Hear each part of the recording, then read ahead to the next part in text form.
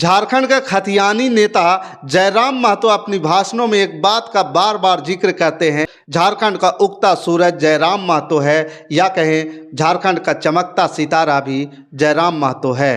तो इस बातों से लेकर के क्या जयराम महतो किस लोकसभा से चुनाव लड़ने वाले हैं और वहां पे किस पार्टी को कितना मजबूती से हरा पाएंगे या फिर वोट कटवा बनकर रह जाएंगे। झारखंडी भाषा खतियान संघर्ष समिति यानी JBKSS के केंद्रीय अध्यक्ष टाइगर जयराम महतो गिरिडीह लोकसभा से चुनाव लड़ेंगे, साथ ही धनबाद से अपना प्रत्याशी भी देंगे। उक्त बातों शुक्रवार की देर शाम छाताबाद में जयराम महतो ने ये सारी बातें कही। उन्होंने खुलकर कहा कि वो गिरिडीह लोकसभा से चुनाव लड़ेंगे और धनबाद से भी अपनी पार्टी के प्रत्याशी को उतारेंगे और जीत भी दर्ज करेंगे, और जो बाहरी लोग हमारे यहाँ आकर के राज कर रहे हैं उनको यहाँ से भगाएंगे भी। कहा कि अगर जनता ने उन्हें लोकसभा में चुनाव जीत कर भेजा तो गिरिडीह लोकसभा के लोगों के लिए रोजगार सृजन समेत अन्य कार्य करेंगे।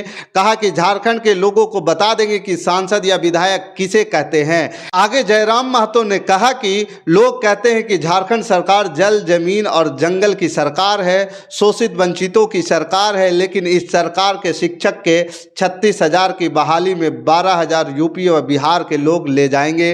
तो यह दुर्भाग्य की बात है। हमारी लड़ाई किसी गैर राज्य से नहीं। अगर कोई IAS IPS बनकर आए तो हम उनका स्वागत करेंगे, लेकिन वह जमादार व चौकीदार की नौकरी हड़प लेगा तो फिर झारखंड राज्य बनाने का कोई औचित्य ही नहीं है।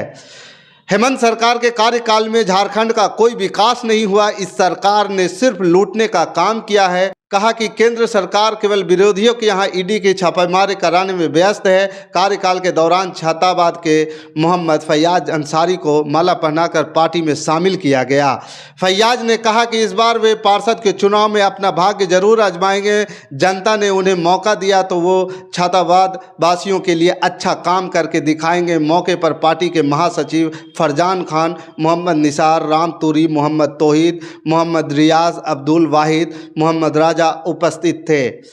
अब देखना यह भी दिलचस्प होगा कि क्या जयराम महतो गिरिडीह लोकसभा से खुद चुनाव मैदान में उतर रहे हैं और भी अपने साथियों को भी चुनावी मैदान में उतार रहे हैं। तो क्या इतने कम संसाधन में, गौर से सुनिएगा इस बात को, लोकसभा का चुनाव लड़ना है और इनकी पार्टी अभी नई है और ये पार्टी सिर्फ और सिर्फ नौजवानों की पार्टी है, एक नई पार्टी है और बेहद आर्थिक रूप से कमजोर पार्टी है। आर्थिक रूप से बेहद कमजोर पार्टी, ये बात कहने में मुझे कोई गुरेज नहीं है, क्योंकि जहां तक मैंने जानने की कोशिश की, परखने की कोशिश की, पैसे की अभाव पार्टी में है। लेकिन जब चुनाव होगा तो दूसरी पार्टियां के पास पैसे की अभाव नहीं है, वो मजबूत स्थिति में है, कुछ सत्ता में है, कुछ विपक्ष में है, कुछ सत्ता में रह चुके हैं। तो ऐसी स्थिति में उन पार्टियों के पास पैसे की अभाव नहीं है। उनके फंड रेजर भी बड़े बड़े लोग पहले से उनके साथ हैं, इनके पास अभी फंड रेजर की भी कमी है। तो ऐसी स्थिति में क्या जयराम महतो अपनी सिर्फ संख्या बल के आधार पर जीत पाएगा या नहीं? ऐसी स्थिति में तो क्या जयराम महतो सिर्फ संख्या बल पर चुनाव को निकाल लेगा? जो पार्टियां लड़ती है, चुनाव लड़ती है, तो बड़ी बड़ी काफिलाएं चलती है, बड़ी बड़ी गाड़ियां का मैदान में उतारना पड़ता है और ढेर सारे लोगों को खाना खिलाना पड़ता है, लोगों को यहां से एक जगह से दूसरे जगह ले जाना भी पड़ता है, और चुनाव प्रचार के दौरान हर तरह से साम दाम दंड भेद का उपयोग भी किया जाता है। तो ऐसी स्थिति में क्या जयराम महतो पार पाएंगे या नहीं?